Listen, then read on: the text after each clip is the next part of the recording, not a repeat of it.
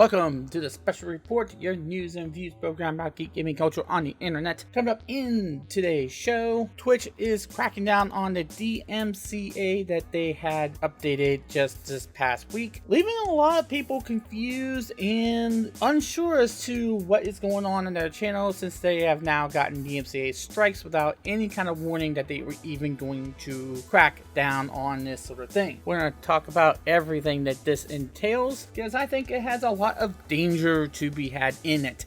My name is City Shadow, and this special report will start right now. Well, for a while, the YouTube copyright system, which by the way is really broken, if you have ever just crawled out from under a rock for a while, you'll probably understand what that is all about. The YouTube copyright system, which is broken and abused, has been abused again and again and again. Well, Twitch has been one of those places where, as long as you're doing a live stream or you have permission by people who own the music or whatever, or you're using certain things like Spotify or iTunes or iMusic or whatever service you want to use there, you are in the clear as far as live stream, and then they would mute the VOD or whatever. Now it seems as though Twitch is really cracking down because of the whole thing that's been going on with the quarantines, and all eyes are on Twitch right now, because it has been reported that a lot of people are starting to get the DMCA strikes on their account, and it is a 3-strike system like YouTube has been having, where if you have 3 strikes on your account, you will be permabanned according to a few streamers, and this is getting kind of scary. Let's talk about what exactly has been going on. Twitch has had for a couple of years now this policy in which certain things are not allowed to be done through Twitch, which basically means you can't just use karaoke tracks, you can't do any of that other kind of stuff, making music, just using a channel in order to play copyrighted music. But a lot of people have been using, and me included, when I was doing Twitch streams and doing games in which you don't really need to hear the background track of the video game. We'll get to that in a moment, because there is some issue when we get to that. Then you would probably play like a track from a album or something like that, or you let your audience be able to queue up tracks that they want to hear played on the stream. Now it seems as though this is not going to be allowed anymore, or at least on the VODs, because according to a story on esports.com, it is saying that based on an updated version of the music TRS guidelines that are already being put in effect, Twitch will start heavily enforcing copyright-related DMCA takedowns and other actions against streamers who use music that they do not own the rights to. And you can see the music guidelines on the screen right now. Nowhere in that does it say in the live stream when you're playing the game and you're talking over the top of things that you can't play a piece of music in the background as you're talking or what have you, or you're playing a game or what have you. But it does seem as though that's what they're going for, and it's kind of misleading here. More so because there have been reports that people are seeing that they are getting struck down for things that they have had on their channel, VODs they had on their channel for years now, since 2017, since 2016. And the worst thing about this is that they cannot get to them fast enough before Twitch sees them and does something about it. And they're not really making clear about video games that depend on copyrighted songs in order to provide their gameplay, such as Beat Saber, Guitar Hero, Just Dance, Rock Band, you name it, that's probably going to be up in the air. One of the people that .esports had put onto their story, Freestyle, said that they had already gotten 2 copyright strikes on the channel, both from over a year old. But what gets worse for her, I'm assuming it's a her, saying that they talked with multiple Twitch staff, all telling her that the best option is to delete all of those clips. But there is 100,000 clips, she's saying, over 1,000 clips, and the creator dashboard is not loading them. So what is she supposed to do? And she is confirming the issue that nobody was even informed that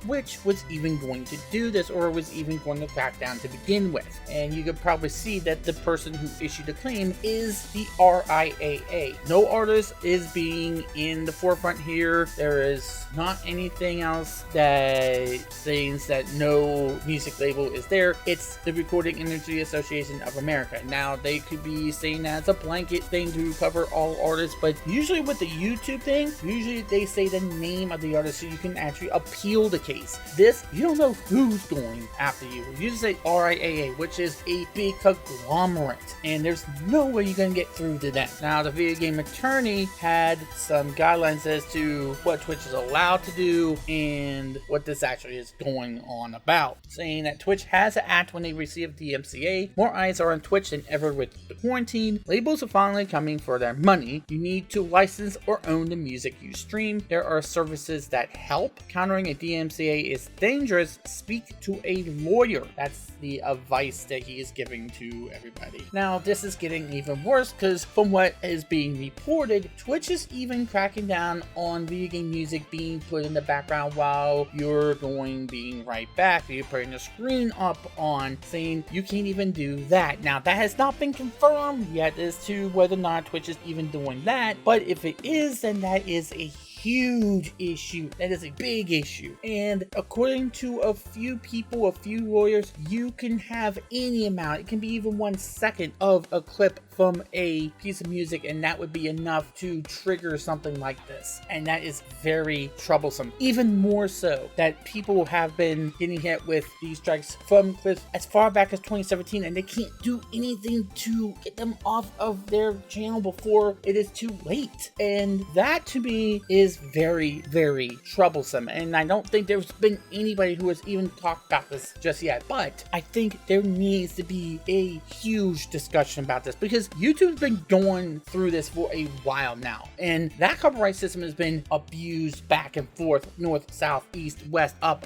down, left, right, you name it. It's been abused by people who know that YouTube cannot get in the middle of any kind of dispute about copyright infringement, and thus people will take advantage of it and use it to censor people's opinions about certain things. It's happened with Digital Homicide and Jim Sterling. It happened with the late Total Biscuit. It happened with Monday Matt Jarbo. It's been going on for a while now. It happened with me even. So why do you think that having this system on Twitch will not lead to something like this happening? There's a lot that could go wrong here. There's a huge thing that could go wrong here, especially when you have no idea what they're even looking for. If this thing about whether or not you can even leave the game music, what the game that you're actually playing right there in front of your screen as you're having to step out for a second, if that's what they're going for, then Twitch as a gaming streaming service is done. That's what they're there for.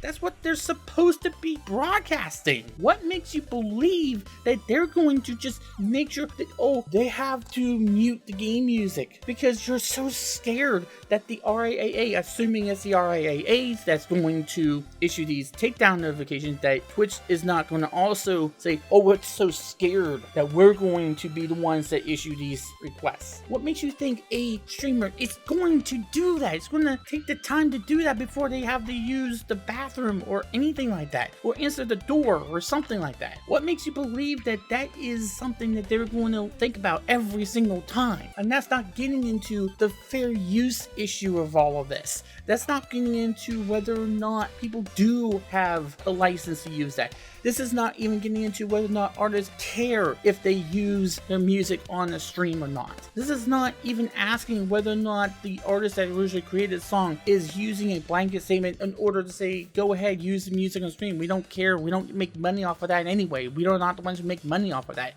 They're not the ones making the decision here. It is Twitch. It is the RIAA. And maybe the game companies, if they're going to go that route, which is going to be extremely deadly, extremely dangerous, and extremely stupid if game companies decide to say, oh, we don't want you using our music on the stream. That's what, again, that's what they're there for. That's what your audience is there for. If you're going to do that, if you're going to be that stubborn, if you're going to be like that, and we've seen game companies do that before, see Persona 5 for that, then you're going to see a lot of people saying, we're not going to buy your game, because that's free publicity for your game. And many game companies that take advantage of that. Why now would you think that that's a good idea? I mean, I can see if someone just uses their stream as like a music box or something like that, I can see that, but that's not what we're saying here. We're saying 30-second clips, and half of those 30 seconds is somebody talking over top of it.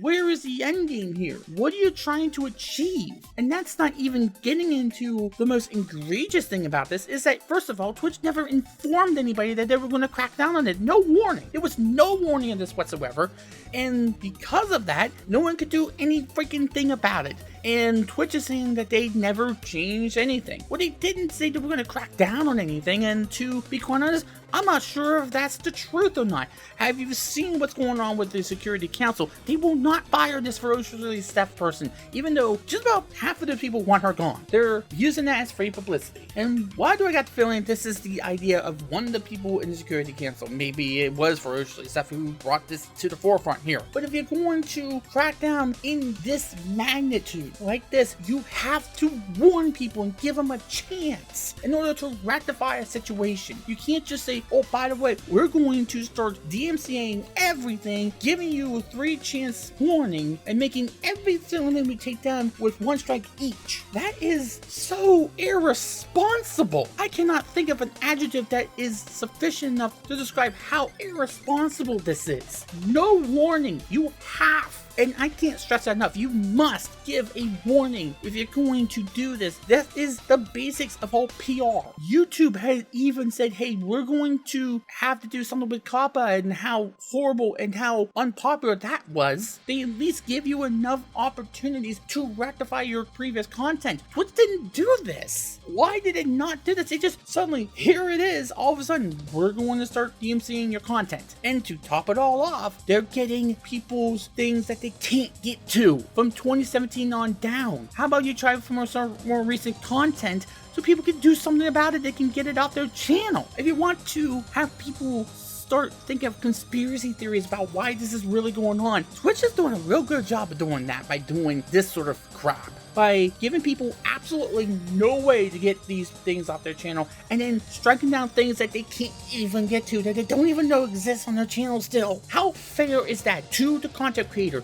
How fair is this at all? In order for people to not even look at fair use before they go into any of this, which fair use is probably dead by this point in the US, but it should not be. We need to have a really big discussion we're not having right now, and then going and striking down things that, quite frankly, they can't get to. This is probably the most brain dead thing that Twitch could have possibly have done, with no warning and no way to cure yourself of any of this. But it gets worse than this. It gets even worse than this, because notwithstanding the whole thing with supposed stream snipers that will use this as a way to strike down against Twitch streamers they don't like by requesting songs that are copyrighted just so they can get banned. Now, of course, there's an easy way to rectify that, and then not accept requests, but that's for the interactivity. That is actually a part of the interactivity that people have enjoyed on Twitch streams for years. And suddenly we're taking that away just because Twitch was handling this in the worst possible way? But there's something even worse than that, because also on Twitch are podcasts that deal with various issues involving video games. And we have seen how, when we're talking about things like Total Biscuit and what Jim Sterling went through with Digital Homicide, with Fun Creators, with Wild Game Studios, Zoquin, you name it, they've tried to censor people's ability to talk about games, especially if it's critical of a certain game, by abusing the DMCA system in order to censor someone's opinion. And if you don't believe me, just look at the battle I had to go through when I was talking about Alison Bregler. And no, it does not matter how I pronounce her name. She doesn't deserve to have her name pronounced wrong, even if I do get it wrong. But the way that that was handled was absolutely deplorable. What is stopping somebody from using this system, or for Twitch itself to use this system, in order to find something to take down a podcast they didn't like to have on there? Or if someone was against outrage or cancel culture and somebody found around it and said, you know what, I can get rid of this kind of content by using this system. Or worse off, what if somebody was talking about a major controversy that was going on in the game industry, and somebody who was at the forefront in the crosshairs saw that and found some way to take the video down, and the person who hosted that content can do nothing about it, has no recourse, has no way to defend themselves, has no way to say I'm using fair use, has no recourse against this kind of attack, against big corporations who have more money to throw around at big shot lawyers that can do anything they want, that can stomp all over the rights of the consumer, can stomp all over the rights of the content creator to have their content the way they would like to have it, and to stomp all over the rights over the people who make those songs who might not really care or have used blanket approval to use their content in the stream. You want to know why I'm using the songs I'm doing right now, the songs I'm using in special report? It is because I had permission. I can prove that I had permission because they posted a blanket statement saying that I had permission to do so and anybody was allowed to. But we should not need to have that for fair use, because the reason why fair use even exists in our culture, in our medium, is because of stuff like what has been happening with YouTube and the DMCA and how it's been abused. It is because of the fear of that the fair use system even exists, so people can't censor opinions or critique about a piece of work. What if the only people that were allowed to review content, were allowed to talk about issues involving anything, were those that the companies licensed to talk about these types of things? Imagine the bedlam that would ensue there. That's why those laws exist. That's why they have to be respected and taken care of. And it's not taken care of here. When you have so many people wondering what in the world is happening to their content and they can't get to where they can do anything about it because Twitch has such an asinine system in place. And if you want to see a conspiracy theory take hold, this is the perfect way to do it. Why was this seen as the smart decision to do? At the very least, warn people before you're gonna do it. That's all anybody would have ever asked of you. And we're not even getting into whether or not music games are included in this. If Beat Saber, if Guitar Hero, if any of those games are going to be in danger of ever being on Twitch again. That's a real danger right now because Twitch is not saying anything. This is what YouTube used to do. At least YouTube is getting a little better at communicating with their user base, just seeing what the hell they're even doing and what the hell's going on. Though it's really hard still to get in touch with a human being, especially now with the current health situation. With Twitch, they sprung the Security Council on us, hired this person who was extremely toxic and no one wants her around, and people were saying, please, not her, and Twitch is just saying whatever. They're not even listening to them there, not even listening to us there, and no, we're not going to quit trying to get Twitch to answer in a responsible way about that. We haven't forgotten about that, Twitch, but now we have this. What is Twitch trying to do? Are they trying to kill their brand? Are they really trying to get people to want to go to Facebook Gaming, which is a viable option right at this point, or maybe Mixer, although a viable option too, although not as good as Facebook Gaming right in the moment? Are they trying to get us to abandon their product? There needs to be a clear communication first of all. That's the first thing that needs to happen here. Twitch needs to really get this under control. They really need to get on the megaphone and say, hey, look, this is what we're doing. We want to be transparent, which is something that Twitch has been having a problem with recently, and tell us how we're going to handle this in a way in which is fair to the content creator to be able to rectify the situation, to say what's going to happen to some of these music channels, to say whether or not game companies are going to also be able to DMCA things, or to even have an appeal system in place, or to see whether or not after a certain amount of time some strikes will clear if they are on good behavior, because that too is something that's seemingly not here, in which these strikes will never clear. What if someone makes a mistake at some point? This is so irresponsible even in there. And then have people who are lawyers who actually understand what fair use is, and who will even try to go to bad for any of these content creators. Not somebody who say, oh well, that's how it is, that's how it's going to be. No, we need to have lawyers who are actually going to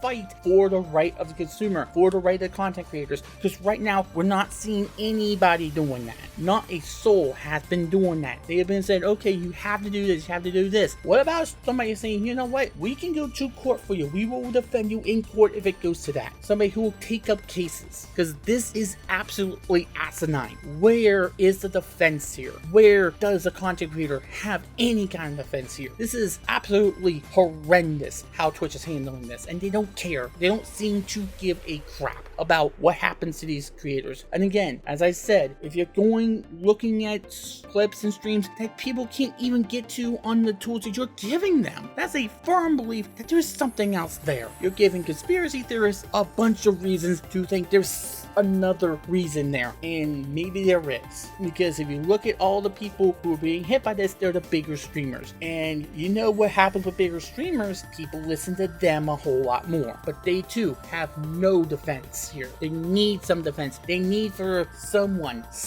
in the lawyer sphere to get off their ass and stop defending the bigger companies and defend us, because we're the ones that have to deal with it. We're the ones whose career is on the line because some asinine company decided that they were going to serve these big conglomerates and not even give anybody a way in order to make sure that they were safe and to do whatever is in their power to make sure they couldn't do a damn thing about it. And we also need to have legislation in order to even deal with this sort of thing, because that is where it all is starting, is that we have not even addressed this whole thing with transformative use and how streamers and content creators on YouTube factor into copyright law. We have to have a clear understanding of that. We need to re-examine this and to put into place something that protects not just the big conglomerates like the RIAA, but also the content creators who honestly a lot of people are going to in order to get their information from, because these content creators have no middleman they need to worry about. They have absolutely no middleman to worry about, and that scares a lot of these big companies. That scares a lot of the people, and they need to be protected as well. They are the reason that many gamers are going to play these games, because they see somebody actually having fun. And we can talk all about whether or not game content creators get targeted by these big companies to take these sponsored content deals themselves. We can talk about that all they want, but the majority of these people who are these content creators on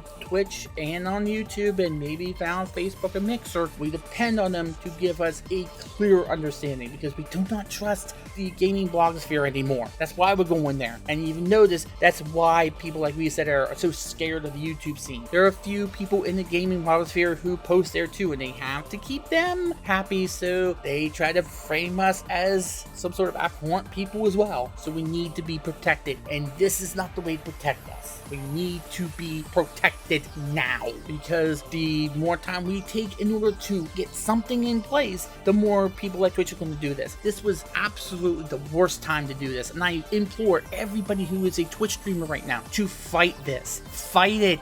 Go and email to whoever you can, and you say, I do not like this, I can go elsewhere. And you can go elsewhere. There are options now. We do not have to just be on Twitch. This was so opaque. This was not transparent at all, and we deserve better than this. We deserve a whole lot better than this, that Twitch cannot even get themselves straight. If you look at the content manager, that they can't even get straight. They're abusing their own damn system. How horrible do you have to be able to abuse your own system? This is what happens when we just lay down and just roll over and just take it. We don't have to just take it. Why we think we have to is beyond me. Game companies need to say something. They need to speak up. They need to be a voice. Be a voice for the voiceless here. Have some guts. Have a spine. I'm talking about the big game companies that say that this is not okay. Trampling over free speech, trampling over fair use, trampling over the rights of the content creator and the consumer is not okay,